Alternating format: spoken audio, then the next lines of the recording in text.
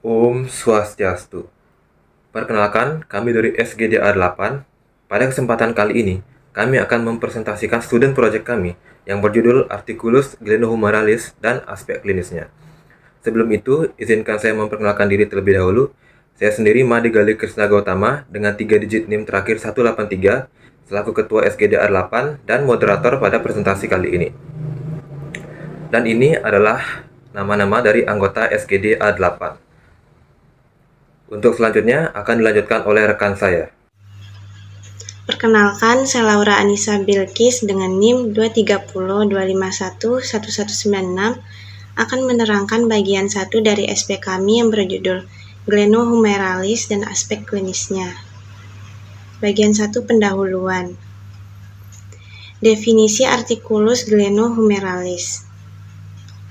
Articulatio glenohumeral adalah sendi sinovial yang melekatkan upper limb ke kerangka aksial.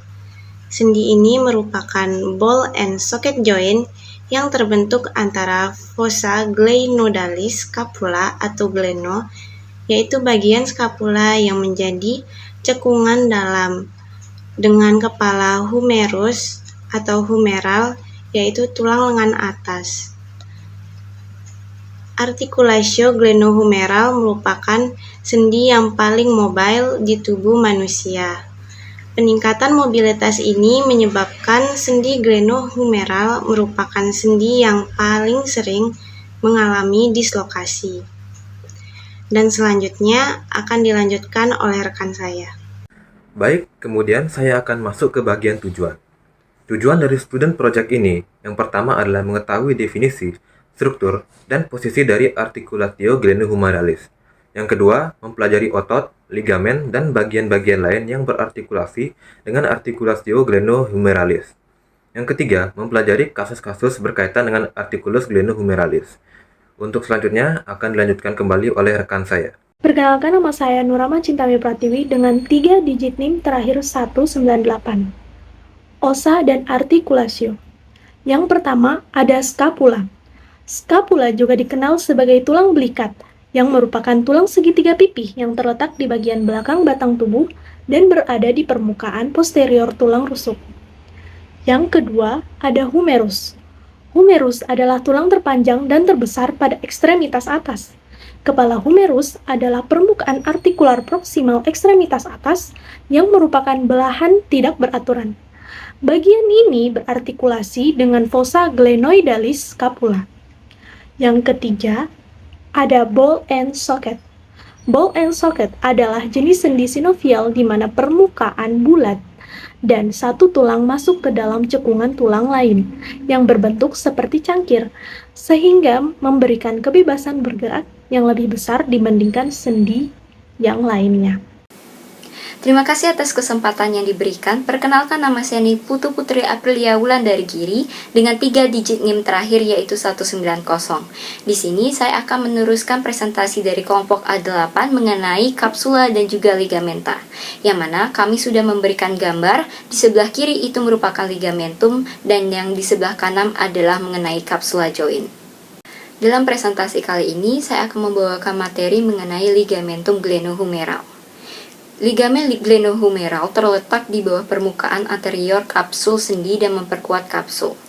Ligamentum glenohumeral superior berjalan dari antara permukaan atas tuberositas humerus yang lebih rendah dan tepi superior glenoid scapula.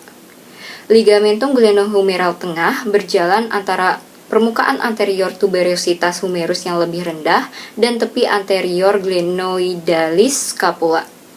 Kemudian glenohumeral inferior berjalan antara permukaan anterior bawah dari tuberositas humerus yang lebih rendah dan tepi anterior bawah glenoid scapula. Susunan dari superior, medius, dan inferior ligamen akan membentuk glenohumeral joint sehingga dapat mengkoneksikan glenoid fossa dengan humerus. Berdasarkan lokasinya, ketiga ligamen ini berfungsi untuk melindungi bahu dan mencegah terjadinya dislokasi secara anterior. Kelompok ligamen ini juga berfungsi primer untuk menstabilkan glenohumeral joint. Mari kita lanjut ke materi berikutnya, yaitu ligamentum coracohumeralis. Ligamentum ini berjalan di antara kolom anatomium humerus dan juga keliling glenoid scapula. Ligamen ini berfungsi untuk mendukung join kapsul dari aspek superior. Struktur ini memiliki karakteristik fibrous yang padat yang mengkoneksikan dasar coracoid proses dengan bagian greater dan juga lesser dari tuberosities. Om Swastiastu. Perkenalkan, saya Bagus Ridia Yuliana Pitra dengan NIM 23025111192 dari kelompok SGD A8. Di sini saya akan menjelaskan secara singkat tentang apa itu ligamentum humeral transversum dan juga apa itu capsula zoin. Ligamentum humeral transversum, struktur yang berbentuk menyerupai pita panjang dari trapezoidal fibrous tissue antara the greater and lesser tuberosities of the humerus. Fungsinya untuk membantu menahan long head of the bicep tendon dengan intertubercular groove. Capsula zoin, selubung serat yang meliputi struktur sendi. Kapsul ini berjalan dari leher anatomi humerus hingga batas atau pinggiran fossa glenoid.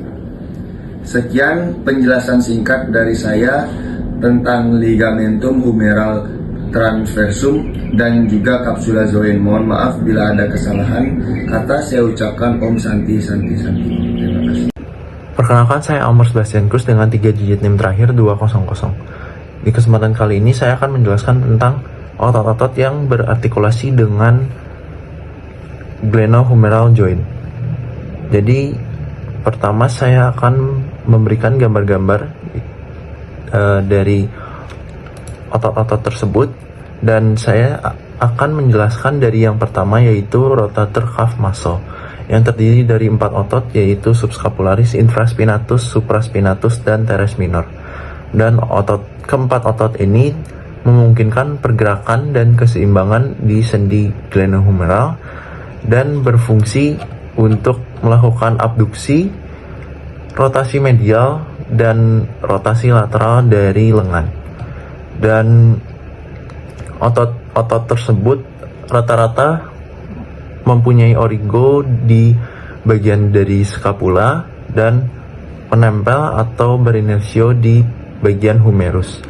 Dan otot-otot tersebut mengelilingi aspek posterior, superior, dan anterior. Dan otot-otot tersebut juga diinervasi oleh plexus brachial yang bercabang ke 4 otot tersebut yang berasal dari C5 dan C6. Lalu selanjutnya adalah musculus deltoidus yang adalah superficial menyelimuti sendi bahu di bagian anterior, lateral, dan posterior, dan berorigo di clavikula, acromion, dan spina scapula, dan juga berinersio di bagian humerus. Dan fungsi dari otot deltoideus adalah untuk abduksi dari 15 derajat sampai ke atas. Dan terakhir, otot ini diinervasi oleh nervus axillaris yang berasal dari C5 dan C6. Sekian yang dapat saya sampaikan. Selanjutnya akan dilanjutkan oleh rekan saya. Om Swastiastu. Perkenalkan, nama saya Idewa Putra Gung Ramakrisna dengan 3 digit NIM terakhir 181. Sekarang saya akan menjelaskan tentang biceps brachii. Biceps brachii terletak di anterior humerus, terdiri dari caput brief dan caput longum. Sedangkan untuk berikutnya teres major. Teres major adalah otot yang terletak di bagian posterior lengan atas. Memiliki peran penting dalam berbagai gerakan bahu dan lengan, termasuk abduksi, adduksi, dan rotasi luar bahu. Sedangkan untuk yang terakhir berikutnya, latissimus dorsi, juga dikenal sebagai otot punggung besar, berfungsi dalam menghasilkan beberapa gerakan pada sendi bahu. Kontraksi otot ini mengakibatkan rotasi internal, ekstensi, dan adduksi pada sendi bahu. Sekian, terima kasih. Baik, perkenalkan, nama saya Nagung Rasuludiata dengan 3 digit yang terakhir 185. Saya akan melanjutkan presentasi bab 3, yaitu aspek klinis. Yang pertama ada rotator cuff tears. Rotator cuff tears adalah kerusakan tendon untuk yang membentuk manset rotator atau rotator cuff yang dapat menyebabkan nyeri bahu. Sendi bahu dibagi menjadi 3, yaitu tulang lengan atas, humerus, tulang belakang scapula, dan tulang selangka clavicula. Masseter merupakan 4 tendon bertemu yang berfungsi untuk melindungi bagian atas tulang lengan atas dan memiliki fungsi dalam mengangkat serta memutar lengan, menjaga stabilitas bahu. Ketika terjadi robekan pada tendon rotator cuff, mengakibatkan melemahnya kekuatan bahu dan munculnya nyeri yang mengganggu aktivitas sehari-hari, seperti dalam berpakaian dan mengambil benda-benda. Kerusakan ini biasanya terjadi pada tendon otot supraspinatus. Jadi untuk penyebab kenapa bisa terjadinya robekan pada rotator cuff sendiri, pada umumnya adalah cedera dan degenerasi. Orang yang sering melakukan gerakan overhead biasanya mengalami cedera ringan pada rotator cuff, seperti atlet baseball yang melakukan gerakan melempar dan memukul, tenis, atau angkat besi. Cedera ringan dapat sembuh dengan istirahat yang cukup, namun pada orang yang memiliki tendon lemah atau melakukan aktivitas yang terus-menerus secara dipaksa, robekan bisa menjadi lebih parah. Cedera berat yang diakibatkan oleh trauma juga dapat menyebabkan robek rotator cuff, terkadang sebagian atau sepenuhnya. Jadi gejala yang paling sering terjadi adalah rasa nyeri saat mengangkat tangan. Pengobatan pada rotator cuff sendiri bertujuan untuk mengurangi nyeri dan mengambilkan fungsi bahu. Pengobatan ini sebaiknya dilakukan untuk mencegah terjadinya gejala dan kerusakan yang lebih parah, terutama jika penderita terus memaksakan gerakan berulang pada bahu yang sakit. Pengobatan konservatif termasuk terapi fisik dengan ultrasound dan latihan fisik menjadi alternatif. Penggunaan tapping juga dapat membantu mengurangi ketegangan dan menjaga posisi bahu yang normal. Pengobatan dapat berhasil tergantung pada parahnya tingkat robekan tendon dan perbedaan individu. Oleh karena itu, pengobatan harus dipilih sesuai dengan keadaan pasien. Selanjutnya, presentasi akan dilanjutkan oleh rekan saya. Perkenalkan, nama saya Ayudhya Naryati Sedikasalain dengan 3 digit tim terakhir 194.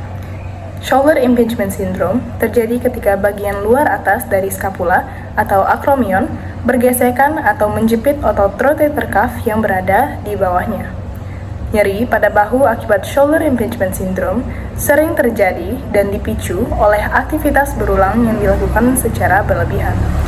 Penekanan berlebihan pada tendon atau bursa mengakibatkan pembengkakan pada bahu yang menghambat pergerakan lengan, terutama ketika melakukan gerakan overhead. Peradangan atau pembengkakan ini mengakibatkan tekanan pada tendon supraspinatus. Gejala dari shoulder impingement syndrome adalah nyeri ketika menggerakkan lengan serta kelemahan pada otot bahu.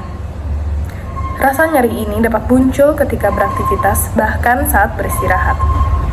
Penanganan dari shoulder impingement syndrome dapat berupa istirahat, terapi fisik, penggunaan obat antiinflamasi, injeksi kortison, hingga pembedahan pada kasus yang parah. Selanjutnya akan dijelaskan oleh rekan saya. Terima kasih.